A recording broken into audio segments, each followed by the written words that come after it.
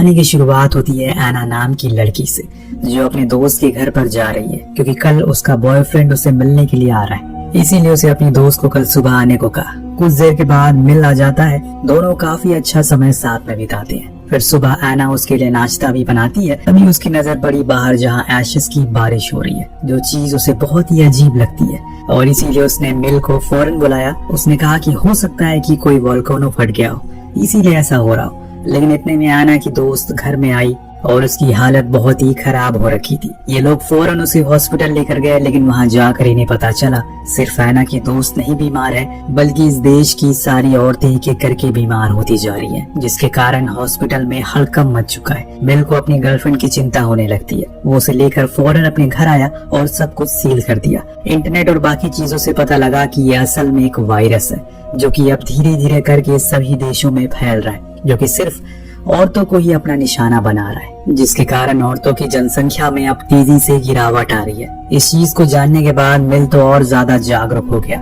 उसने सब कुछ बंद कर दिया। एना को ना ही वो बाहर जा सकती है, ना ही कुछ बाहर से खा सकती है, ना ही किसी से बात कर सकती है।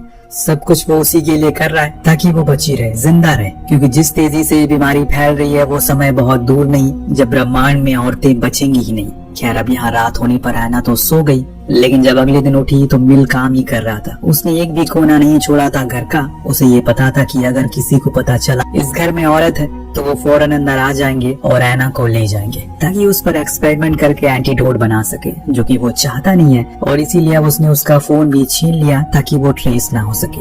अब ये सिलसिला ऐसे ही चलता रहा। धीरे धीरे करके बाहर क्या हो रहा है ये सब चीजें एना को भी समझ में आने लगी, क्योंकि हर समय वो टीवी के सामने ही बैठी रहती थी।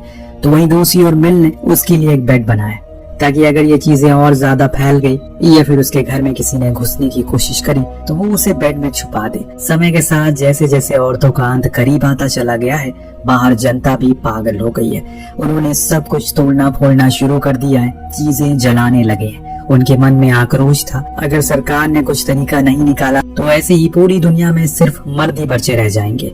इस बीच एना ने एक फेक आईडी बनाई ताकि वो लोगों से बात कर सके, जो कोई भी बाहर है। उस दौरान उसे पता लगा कि बाहर के हालात तो और भी बेकार हो चुके हैं। जो कोई जिंदा बची औरतें हैं वो इस जगह को छोड़कर जा रही हैं, क्योंकि यहाँ जितने दिन वो रहेंगी मौत के उतने करीब आती चली जाएंगी। अब एक दिन मिल दोनों का टेस्ट करता है ताकि पता लगाया जा सके कि कौन इन्फेक्टेड है, लेकिन शॉकिंगली एना को कुछ नहीं होता, पर मिल इन्फेक्टेड हो चुका है। लेकिन दोस्तों, ये वायरस आदमियों को कुछ नहीं करता, इसी वजह से अभी तक मिल को कोई खास परेशानी नहीं हुई है। वो रिलैक्स था।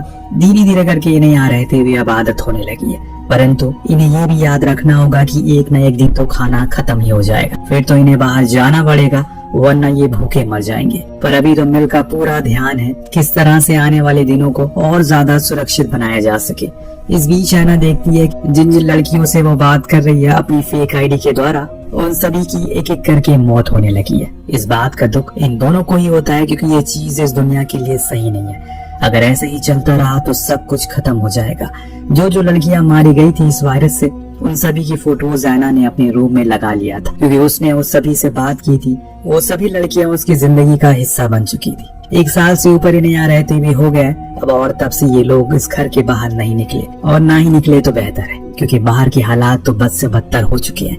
एक दिन एना के पास उसके पिता की कॉल आई उसके फोन पर मिल ने कहा कि तुम उसे मत उठाना। पर एना अपने पिता को देखना चाहती है और इसीलिए मजबूरी में मिल उसे फोन उठाने को कह देता है, लेकिन बिना कुछ बोले ना ही खुद को दिखाए हुए, जिसके लिए वो मान गई और उसने वीडियो कॉल को उठाया। अपने पिता को देखा तो उसके आंसू निकल गए, क्योंकि वो बहुत ही बीमार थे और अब तो एकदम अकेले भी है। उसकी माँ की मौत हो चुकी है। इस चीज को सुनने के बाद एना से रहा नहीं जाता। वो बोल ही देती है, पर तभी मिलाकर उसके फोन को छीन लेता है और कॉल को काट देता है। उसका कहना था कि इस लाइन को बाहर पुलिस ट्रैक कर रही है। अगर उन्हें पता चला कि कोई औरत यहाँ पर है तो मेरे लिए नहीं तुम्हारे लिए परेशानी होगी। पर एना को अब बाहर निकलना था, क्योंकि यहाँ उसे घुटन होने लगी है। उसका कहना है कि मिल उसे कंट्रोल करता है, पर मिल उसे समझाता है कि बाहर जाना तुम्हारे लिए मौत के मुंह में जाने के बराबर है। तुम क्यों मेरी बात समझ नहीं रही हो, और फिर एक दिन तुम्हारी कहानी खत्म हो जाएगी। लेकिन एना के दिमाग में तो भूसा भरा होता है। उसे मिल की कहीं बात समझ ही नहीं आ रही थी, यहाँ तक कि उसने उसके ऊपर ही बंदूक तान दी और खुद अकेले ऊपर चली गई टेरिस पर, जहाँ पर ढेर सारी एशेस उसी के ऊपर गिर रही थी। और ये देखकर वो फौरन उसे अंदर लेकर आता है, नहलाता है उसे, ताकि जो कुछ भी उसके शरीर पर लगा है वो सब कुछ साफ हो जाए। अभी यहाँ पर इस घर में रहते 400 दिन से ज्यादा का समय बीत चुका है, लेकिन अभी भी ये लोग यहीं पर इसी जगह पर खुद का जीवन व्यतीत कर रहे हैं। अब एक दिन हर महीने की तरह आज भी ये टेस्ट करने के लिए बैठते हैं कि तभी बाहर इन्हें कुछ पुलिस कार नजर आती है।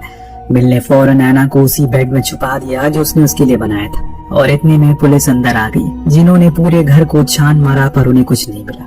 लेकिन हाँ, वो पूरी तरह से श्योर थे कि यहाँ पर कोई लड़की है, लेकिन कुछ ना मिलने पर वो खुद ही वापस चले गए। लेकिन एक पुलिस वाला था जो जाते जाते मिल से कहता है, मुझे बताया कि यहाँ पर तुम्हारी गर्लफ्रेंड रहती है, क्योंकि तुम्हारे टेबल पर एक नहीं बल्कि 2 किट रखी थी। लेकिन घबराओ मत, मैं किसी को ये नहीं बताऊंगा, इसीलिए जब तक वो जिंदा है तब तक उसके साथ रहना। उसकी ये बात मिल के दिल को लग जाती है कि जब तक वो जिंदा है तब तक उसके साथ ही रहना। आज के समय पर हर किसी को पता है कि अगर कोई औरत है तो वो ज्यादा दिन जिंदा नहीं रह पाएगी, पर मिल इस चीज को बदलना चाहता है। वो अपनी गर्लफ्रेंड को मरने नहीं देगा, और इसीलिए उसने फैसला किया कि अब वो यहाँ पर नहीं रहेगा बल्कि कहीं दूर चला जाएगा। इसीलिए दोनों ने पैकिंग करना शुरू की और निकल पड़े एक अनजान सफर के लिए, जिसकी मंजिल क्या है ये ना ही उन्हें पता है और ना ही हमें। कुछ मील का सफर तय करने के बाद ये दोनों एक कैफे के बाहर रुके ताकि कुछ खाना खा सके। यहाँ मिल ने ऐना को कुछ खास चेतावनी दी है, किसी से कुछ भी बात मत करना, कोई पूछे तो जवाब मत देना। उसने पूरी तरह लड़की का गेटअप कर लिया है ताकि कोई उन्हें पहचान ना सके। परंतु जब ये लोग कैफे के अंदर गए, वहाँ तो सारे आदमी थे, जिसमें से एक ने उसे पहचान लिया कि ये औरत, और ये बात उसने औरों को भी बता दी। ये समय ऐसा है कि सरकार ने इनाम रखा हुआ है जो किसी भी औरत को लाकर उन्हें देंगे या फिर उनके बारे में बताएंगे। इसीलिए समय रहते ये दोनों वहाँ से निकलकर एक ग्रोसरी स्टोर में चले गए, लेकिन वो तो पहले से लोगों द्वारा लूटा गया था, पर अभी भी कुछ चीजें थी जिन्हें ये अपने साथ लेते हैं। तभी अचानक से एक बंदा आकर ऐना की टोपी उसके सर से हटा देता है, जिससे उसके बाल दिखने लगे। इससे वो समझ गया कि ये तो औरत है, लेकिन मिल के पास बंदूक थी जिसे वो उसे डराते हुए कहता है अगर उसने ये बात किसी को बताई तो वो उसे मार देगा। वो आदमी बहुत ही ज्यादा डर गया, इसीलिए कुछ नहीं कहता, और इतने में ये दोनों वहाँ से बहुत दूर आ जाते हैं। लेकिन ये हादसा ऐना को बहुत ज्यादा डरा देता है, लेकिन मिल उसे सहारा देते हुए कहता है कि तुम्हें कुछ नहीं होगा, ये लोग तुम्हें परेशान करने के लिए ऐसा कर रहे हैं, तुम हिम्मत बनाए रखो। उस रात ये दोनों एक छोटे से होटल में रुकने का डिसाइड करते हैं। तब ऐना अपने ब्रेस्ट को टेप से कसकर बांध देती है ताकि किसी को पता ना चल सके कि वो औरत है। अगले दिन ये दोनों फिर निकलते हैं। दरअसल ये लोग एक वाटरफॉल के पास जा रहे हैं, जहाँ जाना ऐना का बचपन का ख्वाब था।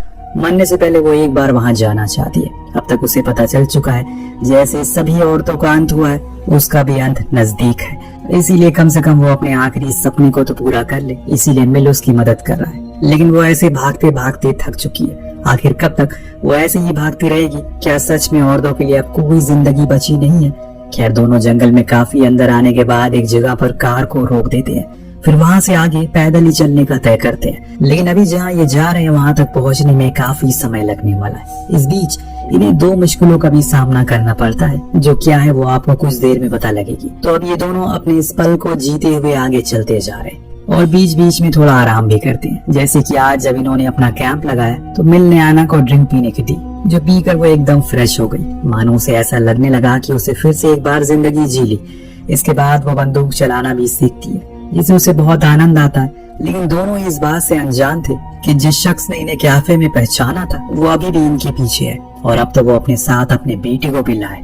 न जाने उन दोनों का क्या प्लान है। अब उस रात दोनों ही इंटीमेट भी होते हैं। जब सुबह ऐना उठी और पानी लेने नदी के पास गई, उसने महसूस किया कि उसके कान से खून आ रहा है, जो इस बात का पूरा सबूत दे रहा है कि अब वो बस कुछ दिन और की मेहमान है। तो वहाँ दूसरी तरफ मिल की आंख थोड़ी देर में खुली। जब खुली तो उसने देखा कि बाहर आर्थर अपने बेटे के साथ खड़ा हुआ है, उसी की तरफ बंदूक करके, जो देखकर वो डर गया। लेकिन उसे खुद से ज्यादा ऐना की चिंता थी, और इस समय उसे ये सोचकर खुशी मिल रही है कि वो यहाँ आसपास नहीं है। लेकिन वो दोनों उसे जबरदस्ती उगलवाते हैं कि वो लड़की बताओ कहाँ है। मिल उन्हें साफ साफ मना करता है कि उसके पास कोई लड़की नहीं है। लेकिन जब उसने देखा कि उन दोनों के पास ही बंदूक है, उसने चिल्लाना शुरू कर दिया, ऐना इधर मत आना, ये लोग उठा कर ले जाएंगे तुम्हें। हालांकि ऐना ने ये सब पहले ही देख लिया था, पेड़ के पीछे से छुपकर, इसीलिए वो भागना शुरू कर दिया। लेकिन अगर वो चाहती तो कोई तरीका निकाल सकती थी मिल की जान बचाने के लिए, लेकिन उसने खुद की जान की ज्यादा अहमियत समझी। और इसी बीच कैसी, जो कि आर्थर का बेटा था, वो देख लेता है कि ऐना को भागते हुए। वो अपने पिता को उसके पीछे जाने को कहता है और खुद मिल की पहरेदारी देने लगता है। ऐना अब लगातार भागे जा रही है जितनी जान थी उसमें उतनी तेजी से वो भाग रही है। वहीं उसके पीछे आर्थर वो भी भाग रहा है। तभी एना के सामने दो चट्टानें आ जाती है तो वो उन्हीं के बीच में छुपने का फैसला करती है, लेकिन अब उसकी हालत बहुत खराब हो चुकी है। खून लगातार गिरता जा रहा है कान से,